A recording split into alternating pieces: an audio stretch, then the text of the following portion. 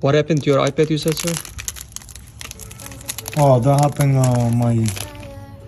My 10 years old son, he gets so crazy with Roblox, and he gets so angry and smash.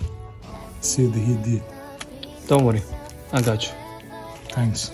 But since you left me alone, I've been high.